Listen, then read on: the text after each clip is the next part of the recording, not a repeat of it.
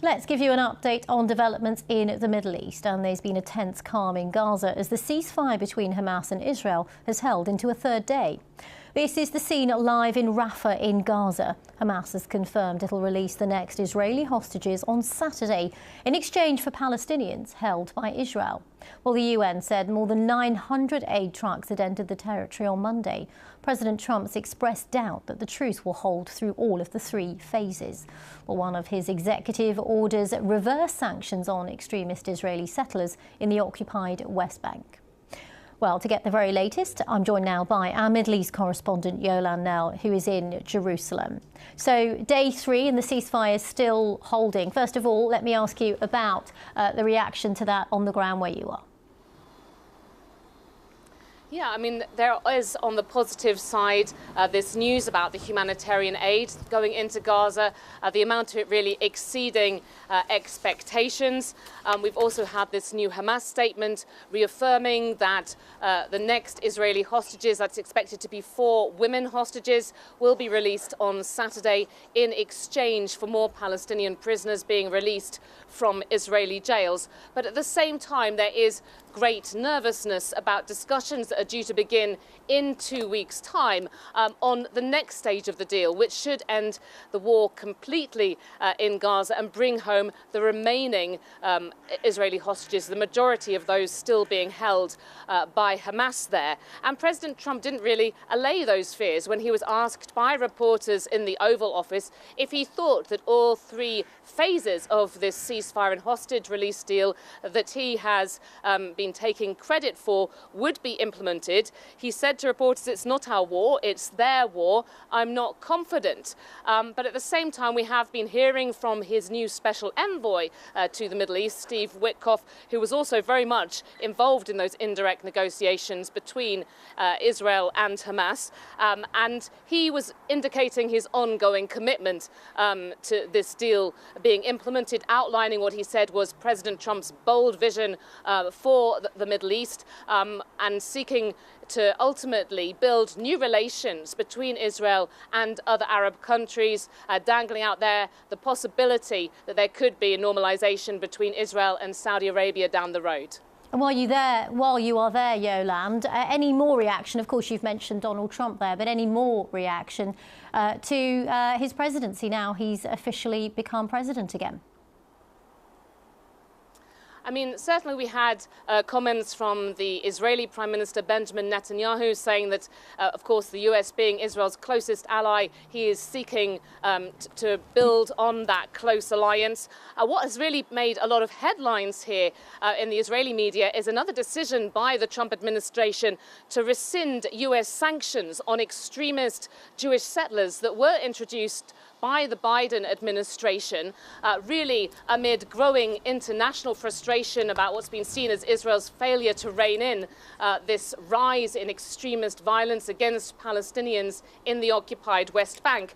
And just hours after that was rescinded, we had the news coming from the north of the West Bank that there had been a new settler rampage that had gone on, with videos now coming out showing masked men going around setting fire to Palestinian cars and property in a couple of villages.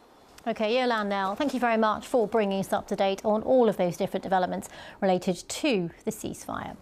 Well, let's now cross to Tel Aviv and speak to political analyst Akiva Elder, who's also a contributor to the Haaretz newspaper. Welcome to BBC News.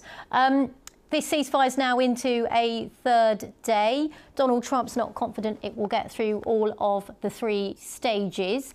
What's the mood where you are in terms of that? Do people that you're speaking to, particularly say in the Israeli government, believe that it will last those 3 phases? Well, what we are looking at right now, Jeannie, is, I could say, it's Trump's trap. Netanyahu is trapped between President Trump, who has great appetite to receive the Nobel Peace Prize. He cannot forgive the committee for giving it to President Obama, and why not to him? And he see here an opportunity a unique opportunity to make peace in the Middle East, and the return of the captives is just the appetizer.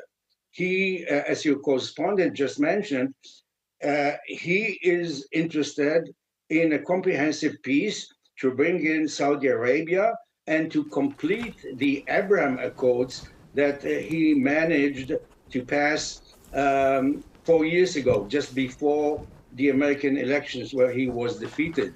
On the other hand, Netanyahu is trapped by the radical right, the zealots, Ben Gvir, who has resigned from the government, and Smotrich, who is still there, but he's holding a gun to Netanyahu's head. And he said, if we will not go back to Gaza, and this is something that I believe we have to watch very carefully, because according to the Israeli Declaration of Independence, the vision of Zionism is to reach out to our neighbors for peace. Now, what he's actually demanding is resumption of the war. Let me ask you this, Mr. Elder. So you talk about the pressures on Mr. Netanyahu from various angles.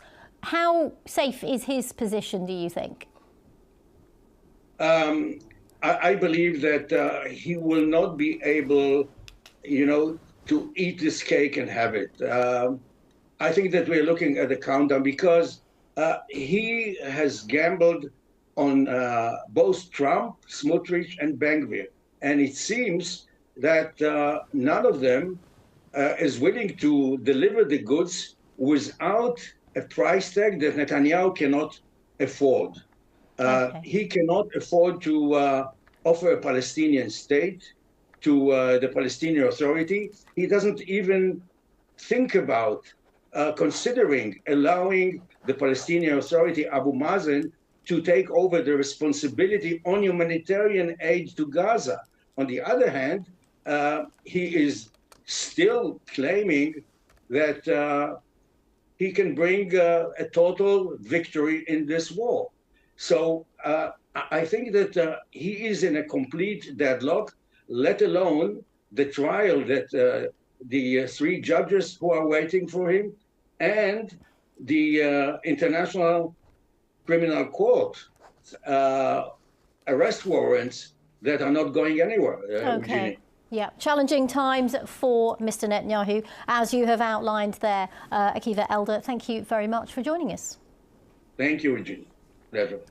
Well, let's look at the aid situation now that ceasefire has begun. Let's speak to Jorge Moreira da Silva, the Executive Director of UN Operations for Gaza. It's good to have you with us on BBC News at what must be an incredibly busy time for your agency. Just bring us up to date on where we are in terms of aid now reaching the most needed parts of Gaza.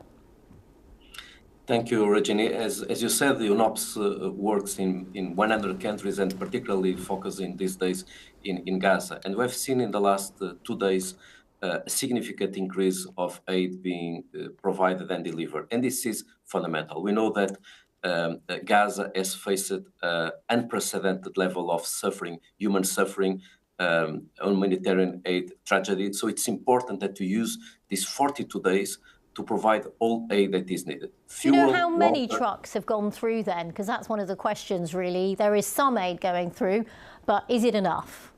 Well, the Secretary General said that in the first day, we managed to get 630 trucks, which is more than the minimum that was planned in the ceasefire. But let me give you one example from my own agency. We are procuring and delivering fuel into Gaza. You know that fuel is fundamental to everything that happens in Gaza, from health to the bakeries to the houses. And we managed in the first day of the ceasefire to bring 1 million liters of fuel to Gaza. So that so that everyone understands, this represents 10 times more than what we've been managed to bring on average in the previous months. So in just 1 day, we brought 10 times what we were able to bring before. Why? Because finally, the security and the political conditions have allowed us to bring the fuel. And this is a fundamental element. the UN is ready to provide the support for people if the security and the political conditions allow. And that's why we shall do whatever is possible during these 42 days to provide humanitarian aid, but also to prepare for early recovery and reconstruction, knowing that 70% of the infrastructure in Gaza is destroyed. And this represents more than $18.5 billion of damage on infrastructure. So let's provide aid, short-term, humanitarian aid, but let's prepare for early recovery and reconstruction.